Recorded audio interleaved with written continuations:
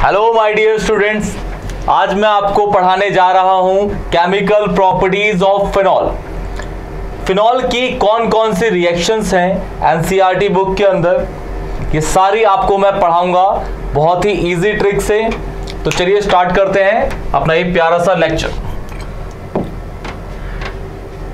Chemical properties of phenol पढ़ने के लिए सबसे पहले आपको फिनॉल की नॉलेज होनी चाहिए, फिनॉल की नॉलेज।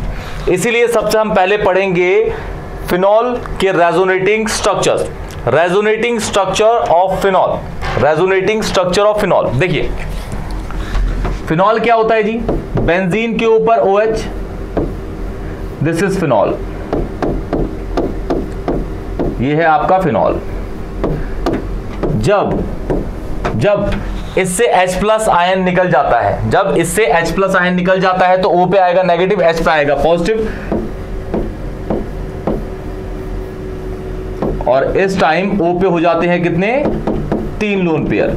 इस टाइम O पे होते हैं कितने, 2 लोन पेयर, क्योंकि आपको पता है कि ऑक्सीजन के आउटर मोस्ट शेल में होते हैं 6 इलेक्ट्रॉन्स, बॉन्ड बनाता है ये 2, तो इसके 4 इलेक्ट्रॉन्स रह गए, 4 के आधे 2, तो 2 इस पे होंगे लोन पेयर। क्लियर, इस पे 3 लोन पेयर है और साथ में एक नेगेटिव चार्ज है जी, एक H+ आयन निकल गया है। ठीक है, इस चीज को हम बोलते हैं, जब फिनॉल H+ आयन लूज कर देता है तो उसे बोलते हैं phenoxide ion. This is phenoxide ion, phenoxide ion.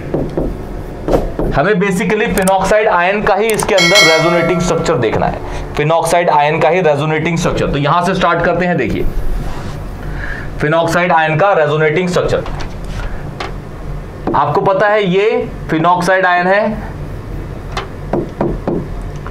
3 lone pair होंगे इस पे।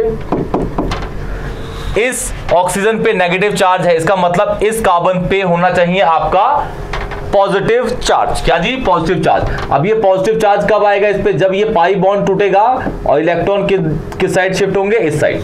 इस साइड आपका शिफ्ट होगा इलेक्ट्रॉन, इधर हो जाएगा पॉजिटिव, इधर हो जाएगा नेगेटिव, और ये वाला पॉजिटिव इस ऑक्सीजन से मिलकर बॉन्ड बना देगा, तो ऑक्सीजन और इस कार्बन के बीच में होगा डबल बॉन्ड। क्या जी, डबल बॉन्ड।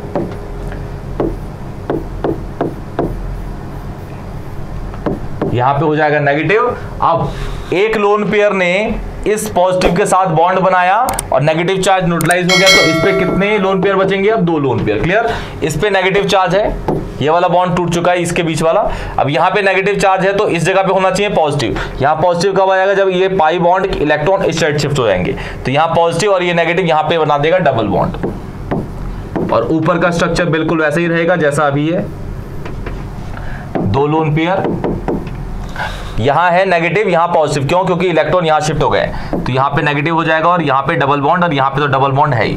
अब यहां पे नेगेटिव है तो इस जगह पे होना चाहिए आपका पॉजिटिव चार्ज। पॉजिटिव कब होगा, जब इलेक्ट्रॉन इस साइड शिफ्ट हो जाएंगे इस कार्बन पे। ठीक है, तो आपको दिखेगा कुछ इस तरीके से, ये नेगेटिव और यहां होगा पॉजिटिव, क्योंकि इलेक्ट्रॉन शिफ्ट हो गए यहां पे, तो आपका जो स्ट्रक्चर होगा यहां पे ये वाला होगा।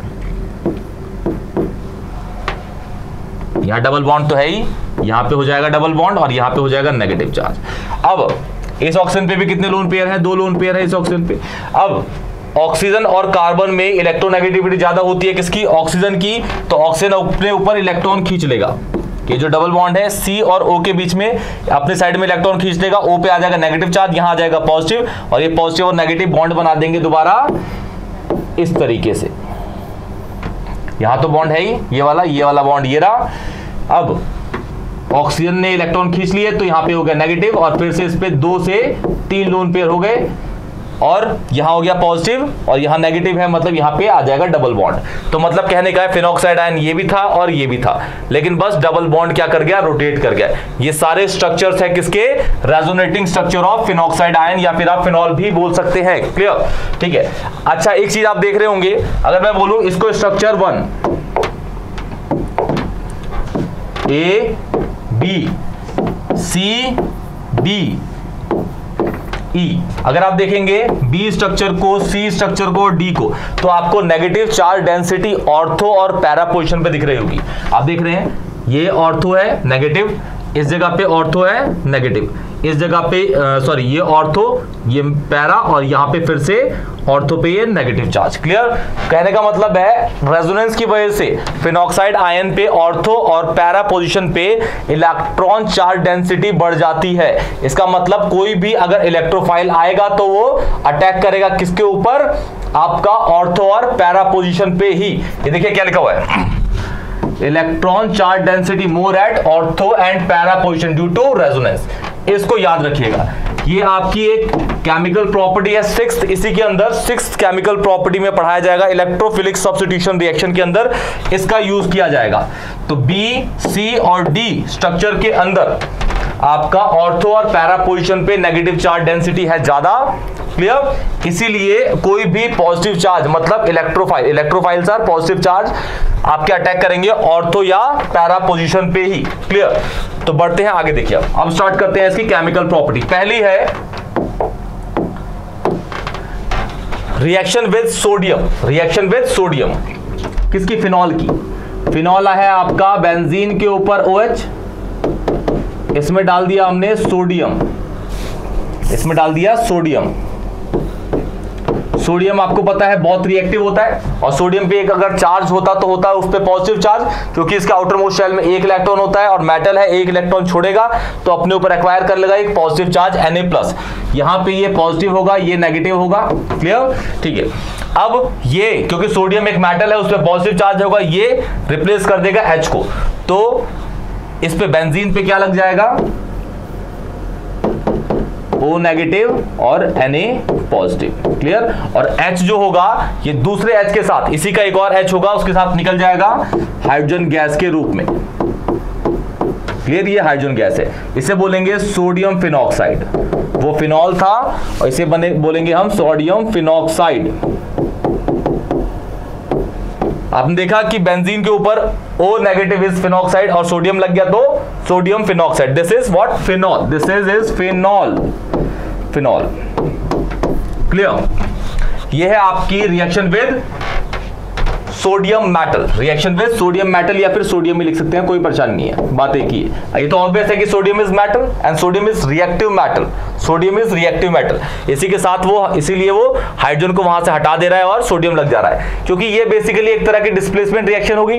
डिस्प्लेसमेंट रिएक्शन क्या कहती है? More reactive element has a tendency to displace a less reactive element in the balance chemical equation, इसीलिए। क्लियर? अब सेकंड है आपकी reaction with zinc dust. Reaction with zinc dust, देखिए ये आपके पास फिनॉल है, इसकी रिएक्शन कराते हैं जिंक के साथ और डाल देते हैं डस्ट। जिंक के डालेंगे डस्ट मतलब ग्रैन्युअल्स या पाउडर की फॉर्म में होंगे। जिंक बहुत रिएक्टिव होता है, ये सीधा अटैक करेगा किसके साथ? ऑक्सीजन के साथ। तो जिंक जो है ऑक्सीजन लेके निकल जाएगा, जिंक ऑक्साइड बना देगा जी। अब बेंजीन पे क्या बचा? H, इस पे H बचा, तो ये बन जाएगा कुछ इस तरीके से दिखेगा आपका H। This is benzene. ये दो आपकी केमिकल प्रॉपर्टीज हो गई हैं फिनॉल की। अगर फिनॉल को रिएक्ट कराते हैं आप किसके साथ? सोडियम के साथ, तो बनाता है वो सोडियम फिनॉक्साइड और हाइड्रोजन गैस निकल जाता है। और जब फिनॉल को रिएक्ट कराते हैं जिंक डस्ट के साथ, तो जिंक जो है इसका ऑक्सीजन लेकर निकल जाएगा जिंक ऑक्साइड, और H जो है वो इस कार्बन जुड़ जाएगा, तो बचेगा आपका वो बचेगा बेंजीन। क्लियर? बढ़ते हैं थर्ड पे, कोल बेस रिएक्शन। ये इंपॉर्टेंट रिएक्शन है जी, इंपॉर्टेंट, नेम रिएक्शंस में इंपॉर्टेंट है बहुत ज्यादा। कोल बेस इंपॉर्टेंट है जी, इंपॉर्टेंट रिएक्शन है जी, एक तरह की नेम रिएक्शन है। देखिए क्या होता है, सोडियम फिनॉक्साइड आयन को, देखिए मैं बना देता हूं, आपके पास सपोज फिनॉल है, आपके पास सपोज क्या है? फिनॉल। इसको आप रिएक्ट कराते हैं पहले NaOH के साथ, और यहां पे 1 मोल NaOH डालते हैं, 1 मोल NaOH। ये हो जाता है पॉजिटिव, ये हो जाएगा नेगेटिव, ये हो जाएगा Na positive, OH negative. Clear? ये जो H है ये OH के साथ निकल जाएगा, तो यहां लिख दीजिए -H2। अब Na जाके लग जाएगा फिर इस नेगेटिव के साथ, क्योंकि Na पे पॉजिटिव है, O पे नेगेटिव है, ये बन जाएगा Na पॉजिटिव किसके ऊपर? बेंजीन के ऊपर, O negative. This is again sodium peroxide, sodium phenoxide, sodium phenoxide, phenoxide. अब सोडियम फिनॉक्साइड पे अब सोडियम फिनॉक्साइड पे सबसे पहले हम डालते हैं क्या, कार्बन डाइऑक्साइड, कार्बन डाइऑक्साइड। फिर दोबारा डालेंगे सेकंड में हम यहां पे डाल देंगे H2O एसिडिफाइड। क्लियर, रिएक्शन को देखिएगा। अब इसकी नियरेस्ट पोजीशन है कौन सी, ये वाली, इस जगह पे रिएक्ट करेगा ये। अब यहां पे H निकला होगा आपका, एक H पे होगा क्या, पॉजिटिव चार्ज, H पे होगा जी पॉजिटिव चार्ज, यहां हो जाएगा पॉजिटिव, यहां हो जाएगा नेगेटिव, ये वाला बॉन्ड टूटा। ठीक है, यहां पे हम इस वाले को तोड़ दे बॉन्ड या फिर ये वाले को, हम इस वाले को देखते हैं, इस C और इस O को, इसमें एक सिग्मा बॉन्ड है, एक पाई बॉन्ड है, टूटेगा कौन सा, पाई बॉन्ड, क्योंकि वो वीकर बॉन्ड है। अब उसके इलेक्ट्रॉन कहां जाएंगे जी, ऑक्सीजन पे, और कार्बन पे आ जाएगा पॉजिटिव चार्ज। देखिए अब ये जो है H, ये अटैक करेगा किस पे, O पे, और ये है आपका C पे पॉजिटिव, ये अटैक करेगा इस कार्बन पे, ये वाला अटैक करेगा, ये वाला इस पे अटैक करेगा, और ये वाला किस पे अटैक करेगा, इस पे अटैक करेगा।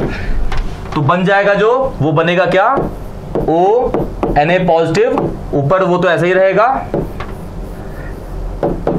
इस वाले पे C जाके लग गया इस पे, देखिए C डबल बॉन्ड O, यहां O नेगेटिव और this is Na positive. Clear, अच्छा अब यहां पे हमने इसका तो यूज कर लिया, अब ये बचा हमारे पास। क्लियर, ये वाली चीज है हमारे पास, सॉरी ये जो H है वो लग गया इस पे, H, दिस इज H, ये कार्बोक्सिलिक एसिड बन गया है पूरा का पूरा। अब ये H2O है जो H प्लस है, इसमें से ये तो कैटलिस्ट है आपका, इसमें होगा आपका H प्लस और OH नेगेटिव। अब ये H प्लस जाके Na को क्या कर देगा, रिप्लेस, मतलब H प्लस जाके फिर O के साथ लग जाएगा, और Na जो है वो OH के साथ निकल जाएगा।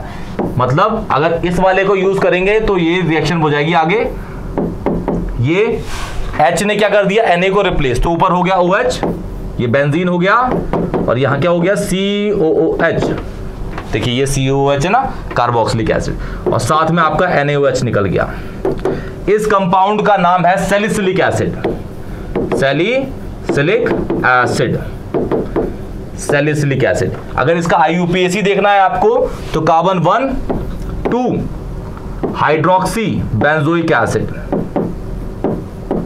2 hydroxy benzoic acid, 2 hydroxy benzoic acid नाम है इसका।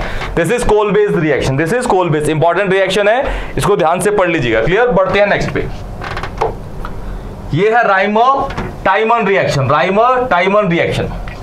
राइमर टाइमन रिएक्शन क्या कहती है, सेम आपके पास सबसे पहले फिनॉल है, फिनॉल, इसको रिएक्ट करा दिया आपने NaOH के साथ, ये नेगेटिव, ये पॉजिटिव और ये नेगेटिव। क्लियर, H जो है वो OH के साथ निकल जाएगा, तो यहां लिख दीजिए -H2O, ये पानी निकल गया, Na जाके जो पॉजिटिव है वो O के साथ जुड़ जाएगा, तो O पे नेगेटिव, Na पॉजिटिव। देखिए जी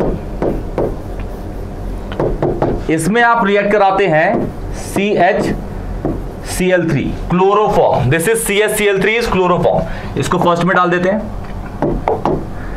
इसको फर्स्ट में, सेकंड में डालेंगे हम फिर से H3O प्लस, या फिर इसकी जगह पे हम डाल सकते हैं NaOH, दोबारा डाल सकते हैं NaOH। क्लियर, अब देखिए होगा क्या, ये फिर से अटैक करेगा इस पे, इस कार्बन पे भी एक H होगा, ये H इसके एक Cl के साथ, इसका H इसके एक HCl के साथ, इसका H इसके एक Cl के साथ निकल जाएगा, तो HCl निकल जाएगा, यहां -HCl लिख देते हैं। यहां क्या बचा, CHCl2, क्योंकि एक Cl तो इसके एक H के साथ निकल गया, एक Cl एक H के साथ निकल गया HCl, यहां क्या बचा CHCl2, और ये जगह खाली हो गई है, तो अटैक कर जाएगा यहां पे CHCl2। अब डाल दीजिए यहां पे NaOH, जो मैंने बोला था अभी आपको, ये वाला NaOH डाल दिया हमने। क्या डाल दिया जी, NaOH। अब NaOH कैसे रिएक्ट करेगा, ध्यान से देखिए, इसका एक Cl Na के साथ निकल जाएगा, निकाल दीजिए NaCl, इसका दूसरा Cl H के साथ निकल जाएगा, निकल गया HCl, बचा क्या इसके अंदर, Na निकल गया, H निकल गया, बचेगा O। अब यहां से क्या निकल गया, दोनों Cl निकल गए, तो बचा क्या CH। क्लियर, CH, तो ये हो जाएगा ऊपर बेंजीन के ऊपर O नेगेटिव Na पॉजिटिव, और यहां पे O है ये CH, ये बन गया CHO। अब इसके अंदर आप क्या कर दीजिए, हाइड्रोलिसिस कर दीजिए, मतलब H3O प्लस डाल दीजिए तो Na हट के क्या लग जाएगा H, ये बेंजीन के ऊपर क्या लग गया जी OH, और ये बन गया CHO। इस कंपाउंड का नाम है सैलिसल्डिहाइड, सैलिसल्डिहाइड, एल्डिहाइड, या फिर इसका कॉमन नाम जो IUPAC देखना है तो 2-हाइड्रोक्सी बेंजल्डिहाइड। क्या नाम है इसका two hydroxy benzaldehyde. This is two hydroxy benzaldehyde, two hydroxy benzaldehyde. ये है आपकी कौन सी फोर्थ रिएक्शन, रेमर टिमर या राइमर टाइमन कहते हैं, रेमन टिमन जो भी बोलो आप, राइमर टाइमन, ये रिएक्शन है, इंपॉर्टेंट है। देखिए क्या लिखा हुआ है, on treating phenol with chloroform in the presence of sodium hydroxide a CHO group is introduce at ortho position. देखिए ऑर्थो पोजीशन पे आपका CHO ग्रुप इंट्रोड्यूस हो गया of benzene, clear ring. This reaction is known as Reimer Tiemann reaction. The intermediate substituted benzal chloride, this is benzal chloride, benzal ये जो है ये वाला structure is benzal chloride, is hydrolysed in the presence of alkali produce सैलिसल्डिहाइड। Clear, सैलिसल्डिहाइड जो है आपका ये बना है, ये सैलिसल्डिहाइड है। क्या है ये सैलिसल्डिहाइड। ये आपकी फोर्थ केमिकल प्रॉपर्टी थी फिनॉल की। बढ़ते हैं फिफ्थ पे, देखिए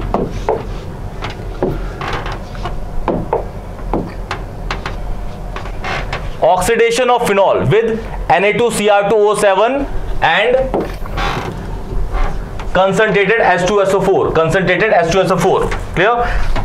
आप इसकी फिनॉल का ऑक्सीडेशन करिए इसके साथ Na2Cr2O7 कंसंट्रेटेड H2SO4 के साथ, या फिर इसमें डाल दीजिए आप क्या क्रोमिक एसिड जो होता है H2CO4, रिएक्शन एक ही होती है। देखिए सपोज आपके पास है फिनॉल, डाल दिया इसमें आपने Na2Cr2O7 साथ में कॉन्क H2SO4, होगा क्या, ये जो फिनॉल है ये कन्वर्ट हो जाएगा आपका किस तरीके से, ये 6 कार्बन बनाइए, यहां पे एक बॉन्ड, यहां पे एक बॉन्ड, ऊपर डबल बॉन्ड और नीचे डबल बॉन्ड। इस कंपाउंड का नाम है benzoquinone, this is benzoquinone, this is benzoquinone, clear, benzoquinone. या फिर आप इस रिएक्शन को ऐसे भी कर सकते थे, आपके पास फिनॉल है, फिनॉल को डायरेक्ट डालिए किसके साथ H2Cr2O4 के साथ, तो भी सेम आपका बनता, फिनॉल से क्या बन जाता जी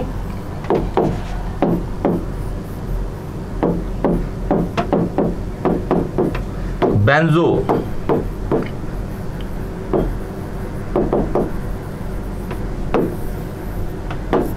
क्विनोन, क्लियर। दोनों में से कुछ भी बना लीजिए, इजीली बन जाएगा, क्लियर। बढ़ते हैं आप 6 केमिकल प्रॉपर्टी पे, 6 केमिकल प्रॉपर्टी पे, वो है कौन सी आपकी electrophilic substitution reaction, electrophilic substitution reaction of phenol, electrophilic substitution reaction of phenol. Basically आपको पता है इलेक्ट्रोफिलिक सब्स्टिट्यूशन रिएक्शन में आपको 5 रिएक्शंस पढ़नी है। पहला है आपका हैलोजिनेशन, दूसरा है नाइट्रेशन, तीसरा है सल्फोनेशन, फिर है फ्रिडल क्राफ्ट एल्काइलेशन, फिर है फ्रिडल क्राफ्ट एसाइलेशन। ये पांचों की पांचों रिएक्शन आपको पढ़नी है। चलिए स्टार्ट करते हैं। ये है आपका हैलोजिनेशन है, इलेक्ट्रोफिलिक सब्स्टिट्यूशन रिएक्शन की सबसे पहली रिएक्शन। देखिए इसके अंदर क्या होता है, सपोज ये है आपके पास फिनॉल, ये है आपके पास फिनॉल,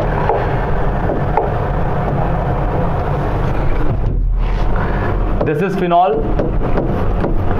जब फिनॉल में आप रिएक्शन कराते हैं किसकी Cl2 की, किसकी Cl2 की, तो और साथ में इथेनोइक एसिड, साथ में इथेनोइक एसिड, ये काम करता है as a solvent, as a solvent ये वर्क करेगा, एज ए सॉल्वेंट ये वर्क करेगा आपका।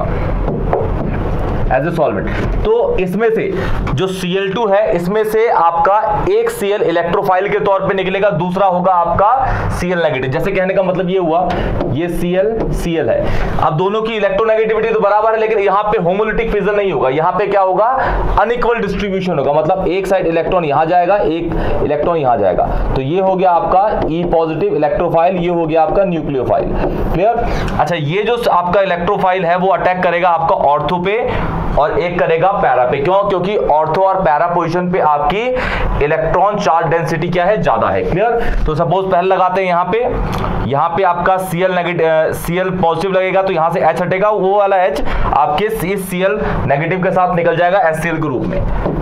ये हो गया आपका फिनॉल, यहां लगा। दूसरा Cl, मतलब दूसरी पॉसिबिलिटी ये हो सकती है कि Cl एक यहां पे लगे और दूसरे केस में यहां पे लगे। तो पहला तो लग गया वहां पे, दूसरा आपका लग सकता है कहां पे जी, पैरा पोजीशन पे, दिस इज पैरा पे, और दोनों केस में HCl निकलेगा ही। अब दोनों में ज्यादा स्टेबल कौन होगा? वो ज्यादा स्टेबल होगा जो ज्यादा सिमेट्रिक होगा। ये वाला कम सिमेट्रिक है, ये ज्यादा सिमेट्रिक है। कैसे पता चला? इसको 20 से काटिए तो दो इक्वल बराबर हिस्से मिलेंगे। इसको काटिए 20 से तो इक्वल हिस्से नहीं मिल रहे। तो ज्यादा जो सिमेट्रिक है वो ज्यादा स्टेबल होता है और वही ज्यादा क्वांटिटी में बनता है। इसका मतलब वो मेजर प्रोडक्ट के रूप में बनेगा। तो ये वाला आपका मेजर हो गया, दिस इज मेजर प्रोडक्ट, और ये हो गया आपका माइनर प्रोडक्ट। माइनर प्रोडक्ट नाम देखेंगे इसका, तो ये आपका फिनॉल है, इसको हटा देंगे तो ये फिनॉल है। तो इसके रिस्पेक्ट में ये पहला कार्बन, ये दूसरा, तो ये दूसरे पे आपको क्लोरो लगा है, तो 2 chlorophenol, this is 2 chlorophenol, 2 chlorophenol. ये क्या हो गया? ये पहला कार्बन, दूसरा, तीसरा, चौथा, तो ये हो जाएगा 4 क्लोरोफिनॉल, 4 क्लोरोफिनॉल। क्या है जी? 4 क्लोरोफिनॉल। क्लियर? ये ज्यादा सिमेट्रिक है इसलिए मेजर है, और स्टेबल भी है, ये ज्यादा स्टेबल है, मेजर, स्टेबल और सिमेट्रिक है। तीनों एक ही केस में होंगे भाई, सिमेट्रिक। क्लियर? तो ये है आपका इलेक्ट्रोफिलिक सब्स्टिट्यूशन रिएक्शन की पहली रिएक्शन, हैलोजिनेशन। इसी के अंदर एक टेस्ट है आपका ब्रोमीन वाटर टेस्ट, हैलोजिनेशन की कैटेगरी का ही है वो। क्लियर? तो देखिए इसके अंदर क्या होता है। सपोज आपके पास है फिनॉल। अच्छा, इस रिएक्शन को याद रखिएगा भाई, इंपॉर्टेंट है। Bromine water test, bromine water test, phenol को पहचानने के लिए ये टेस्ट, इस टेस्ट का यूज किया जाता है, और यही टेस्ट आपका अमाइन चैप्टर के अंदर भी यूज होगा। एनालीन को पहचानने के लिए भी यही टेस्ट यूज होता है, ब्रोमीन वाटर टेस्ट। फिनॉल और एनालीन दोनों को पहचानने के लिए, आइडेंटिफाई करने के लिए टेस्ट के रूप में ये टेस्ट यूज होता है, ब्रोमीन वाटर टेस्ट। सपोज ये फिनॉल है आपका, यहां पे देखिए ये एक H, ये एक H, ये तीसरा H तो यहां पे भी होंगे इस पोजीशन पे, लेकिन मेटा पे तो अटैक ही नहीं करेगा, क्योंकि मेटा पे इलेक्ट्रॉन चार्ज डेंसिटी होती ही नहीं है। ये दोनों ऑर्थो पोजीशन है, ये पैरा। मैंने तीन ही बनाया क्योंकि इन्हीं तीनों का यूज होगा यार इसमें। तो इसमें क्या होता है, 3 मोल्स ऑफ Br2 डालते हैं हम प्लस वाटर के साथ। इस चीज को आप और किस तरीके से लिख सकते हैं, 3Br2 ब्रैकेट में एक्वस, ये लिखिए या फिर ये लिखिए, बात लिखिए, aqueous is water, aqueous is water. Clear? अच्छा, यहां पे आपके 6 Br हैं, 6 Br, इसमें से 3 Br, एक इस H के साथ जाएगा, एक इस H के साथ, एक इस H के साथ जाएगा। तो इसके 3 Br इन 3 H के साथ निकल गए भाई, क्या हो गया, 3 HBr निकल गए जी, 3 HBr, 3 मोल्स ऑफ HBr। अब इसमें 3 पोजीशंस खाली हो गई हैं, इस जगह पे, इस जगह पे, इस जगह पर। ये दोनों ऑर्थो है, ये है आपकी पैरा, और यहीं पे आपका क्या होता है, इलेक्ट्रॉन चार्ज डेंसिटी ज्यादा होती है, और यहाँ पे 3 Br बाकी हैं, वो जाके अटैक कर जाएंगे उन्हीं 3 पे। एक यहाँ Br लग जाएगा, एक यहाँ पे, एक यहाँ पे।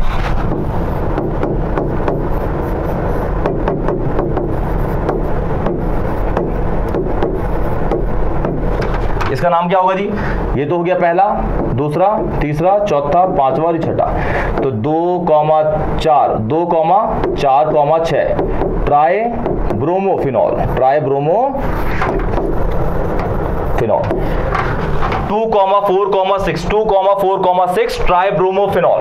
अच्छा, इसकी ऑब्जर्वेशन कैसे होगी, हम पहचानेंगे भाई क्या क्या अलग सा दिखा रहा है ये, जो हम पहचानेंगे कि ये आपका फिनॉल होगा। ये जो कंपाउंड है, ये जिसका नाम ये है, आपको दिखेगा ये व्हाइट पीपीटी के रूप में, व्हाइट प्रेसिपिटेट दिखेगा आपको। तो पहचान जाइए कि भाई ये फिनॉल है और दूसरा फिनॉल नहीं होगा। Clear? Nitration with dilute HNO3, किसका, फिनॉल का ही थी। अब नाइट्रेशन जब आप करेंगे डाइल्यूट HNO3 के साथ, HNO3 से जो इलेक्ट्रोफाइल जनरेट होता है वो होता है NO2। अब NO2 यहां पे दो जगह पे लगेगा, एक लगेगा ऑर्थो पे, एक लगेगा पैरा पे, और पैरा वाला स्टेबल होगा क्योंकि वो सिमेट्रिक कंपाउंड फॉर्म करेगा। एक बनेगा ये, यहां पे NO2 लग गया, दूसरा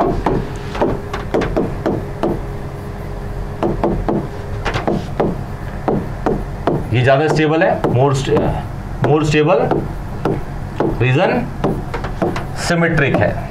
क्या है जी, सिमेट्रिकल है, सिमेट्रिक। ये लेस स्टेबल होगा, नाम तो कर ही लेंगे इसका, लेस स्टेबल, अनसिमेट्रिक है। तो ये होगा 2 nitrophenol, this is 4 nitrophenol, this is 2 nitro,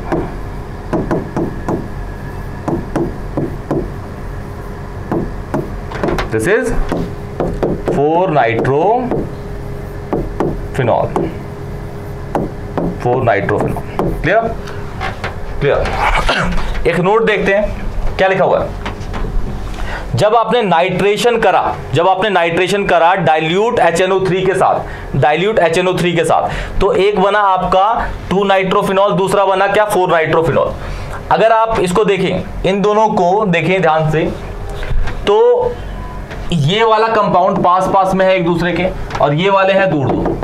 आपको पता है हाइड्रोजन बॉन्डिंग के बारे में, हाइड्रोजन जो बॉन्ड होता है, अगर एक ही कंपाउंड के अंदर हाइड्रोजन बॉन्ड होता है, एक ही कंपाउंड के अंदर, उसे बोलते हैं intramolecular hydrogen bonding, intramolecular hydrogen bonding. और अगर दो अलग अलग कंपाउंड्स के बीच में हाइड्रोजन बॉन्ड होता है, उसे बोलते हैं इंटरमॉलिक्यूलर हाइड्रोजन बॉन्डिंग। तो देखिए क्या लिखा हुआ है नोट के अंदर, the ortho and para isomers can be separated by steam distillation.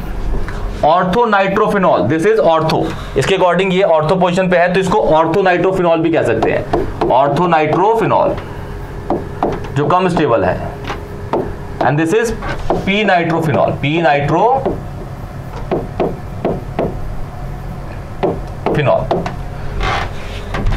Ortho nitrophenol is steam volatile due to intramolecular, due to intra, इसके अंदर जो हाइड्रोजन बॉन्ड है वो कौन सा हो रहा है भाई, इंट्रामॉलिक्यूलर H, इंट्रामॉलिक्यूलर। क्यों, क्योंकि OH और इसी के बीच में, OH और NO2 के बीच में ही आपका हाइड्रोजन बॉन्ड हो जा रहा है। कंपाउंड एक ही है, इसी के बीच में जो हाइड्रोजन बॉन्ड होता है उसे क्या कहते हैं, intramolecular hydrogen bond.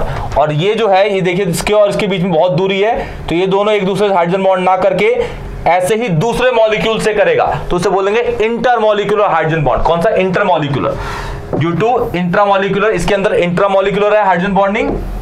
While P nitrophenol is less volatile, मतलब इसको आप अगर इवेपोरेट करेंगे तो देर में इवेपोरेट होगा ये, क्योंकि इसके अंदर क्या है, intermolecular hydrogen bond which causes the association of molecule. ये आपका लेस वॉलेटाइल है, ये लेस वॉलेटाइल है, और ये आपका मोर वॉलेटाइल। मतलब कहने का ये हुआ कि थोड़ा सा टेम्परेचर लगाइए ये उड़ जाएगा, या फिर रूम टेम्परेचर पे ये उड़ जाता है, क्योंकि इसके अंदर फोर्स ऑफ अट्रैक्शन जो है वो वीक है। इसका मतलब इंट्रामॉलिक्यूलर हाइड्रोजन बॉन्ड जो होता है उसके अंदर वीक फोर्स ऑफ अट्रैक्शन होता है एज कंपेयर टू द, इसके अंदर कौन सा है, इंटरमॉलिक्यूलर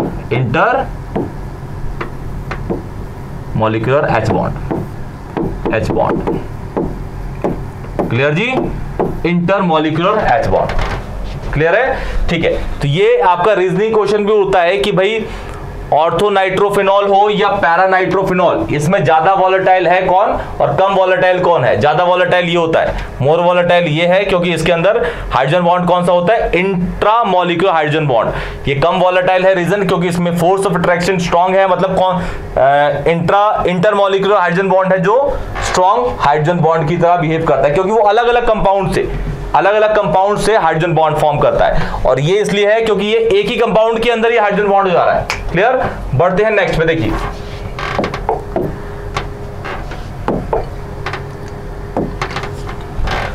ये है आपका नाइट्रेशन विद ये कंसंट्रेटेड होगा, nitration with concentrated HNO3, nitration with concentrated HNO3। अगर आप फिनॉल का कंसंट्रेटेड HNO3 से रिएक्शन कराते हैं तो कॉन्क HNO3 से, तो इसमें से आपको दिख रहा है कॉन्क HNO3 है, मतलब HNO3 की क्वांटिटी ज्यादा है, तो इसमें से 3 NO2 निकलेंगे। 3 NO2 कितने? 3 NO2। और कौन कौन सी पोजीशन लेंगे? एक लगेगा ऑर्थो पे, दूसरा पैरा पे, फिर लगेगा एक और ऑर्थो पे। क्लियर?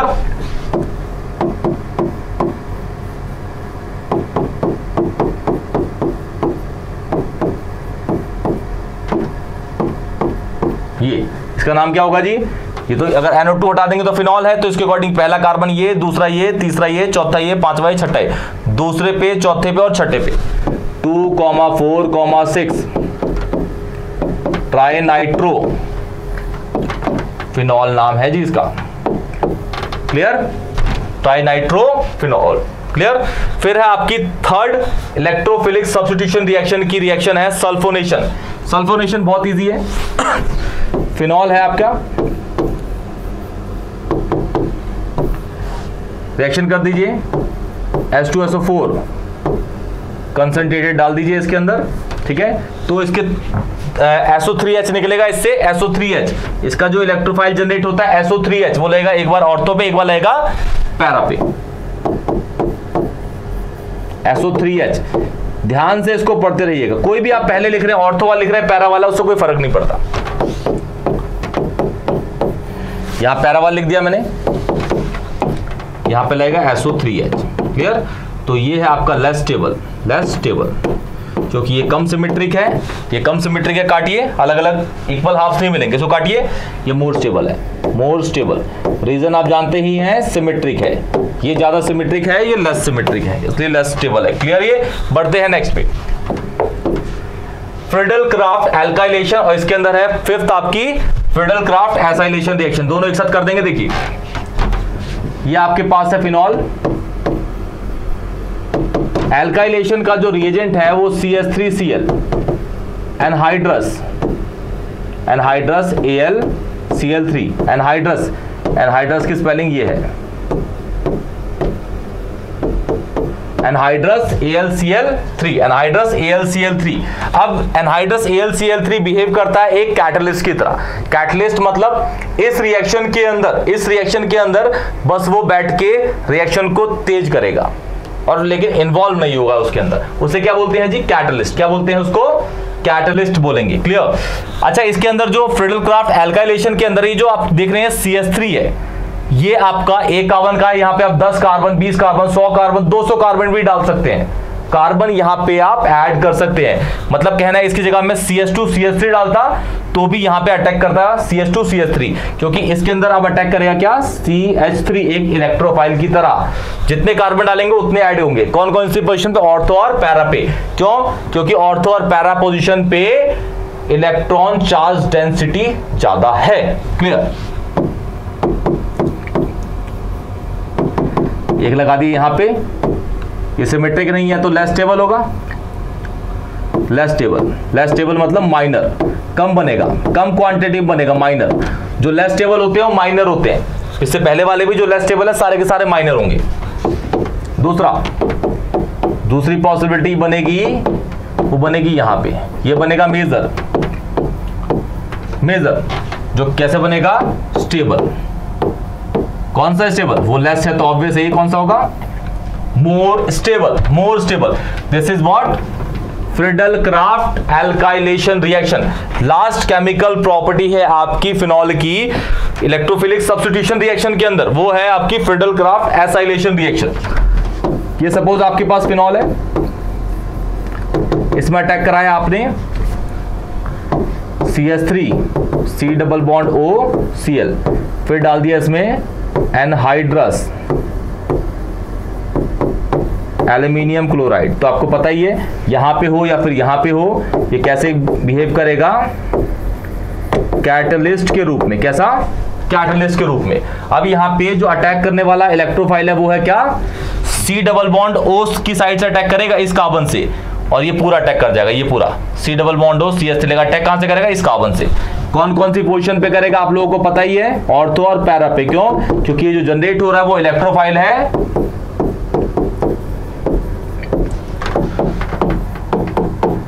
और ऑर्थो और पैरा पोजीशंस पे इलेक्ट्रॉन चार्ज डेंसिटी ज्यादा होती है, इसीलिए।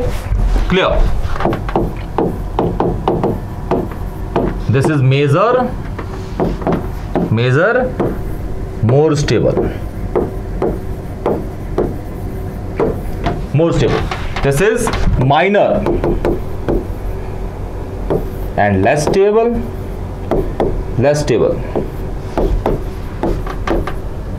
ये एस है, stable, as stable, less stable. Clear? तो ये आपकी पूरी की पूरी केमिकल प्रॉपर्टीज ऑफ फिनॉल था। इसमें ये सारी की सारी रिएक्शन आपके एनसीईआरटी बुक के अंदर है, बहुत इजीली मैंने आपको समझाया। कोई भी इस वीडियो के अंदर अगर आपको डाउट हो तो कमेंट सेक्शन में मुझे लिख के बताइए, और वीडियो को लाइक करिए, चैनल को सब्सक्राइब करिए। तब तक के लिए टेक केयर।